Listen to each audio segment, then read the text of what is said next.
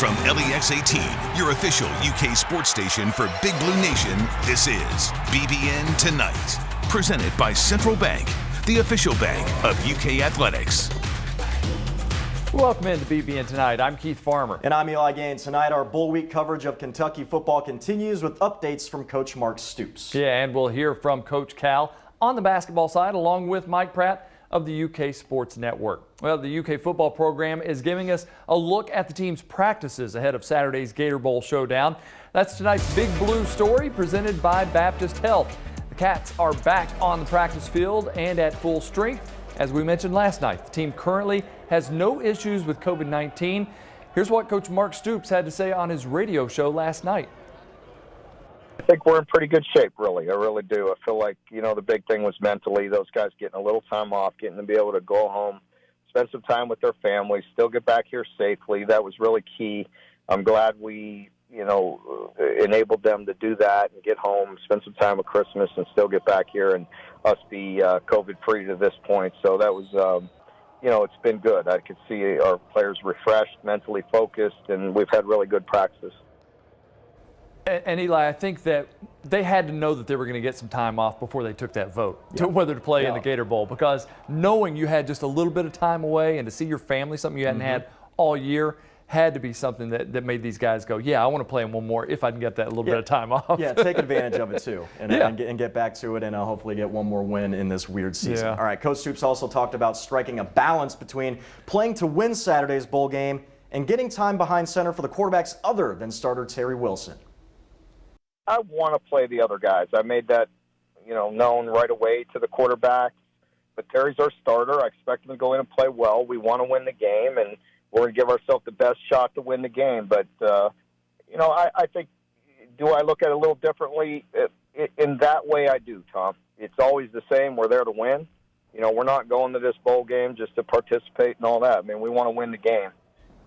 And Keith, you have to imagine Terry Wilson, he's been on a short leash for a couple of games this year. If anything just doesn't seem to be rolling, you got to see Joey or Bo getting an opportunity to play. Kind of start looking at what you've got ahead for next year, that kind of thing. What I'm hoping is it's the other way, and that Terry Wilson builds up such a big lead that it's easy to get those two guys in there for the second half. All right, let's turn to Kentucky basketball now, and it seems home state phenom Dante Allen will finally get his shot at significant playing time with the Cats when the team travels to Mississippi State this weekend. Of course, the fans have been calling for the former Pendleton County star to see more action over the last several games during the team's scoring slump. And last night on his radio show, Coach Cal said he'll give Dante his shot on Saturday.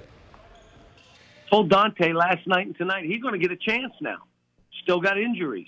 I'm not going to play guys that can't play but 70%, which means, okay, are you ready? He was great and I was so proud of him today. Now, he started off shaky, and I had to be right beside him talking to him on just pumping him up, man. Let it go. Let it go.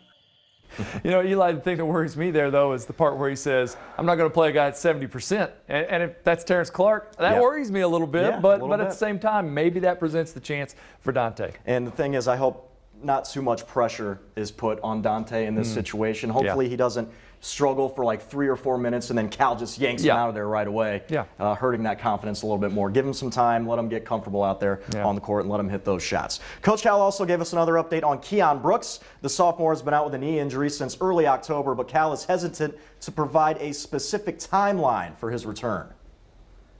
He's in practice, but he's not doing anything that's contact yet. I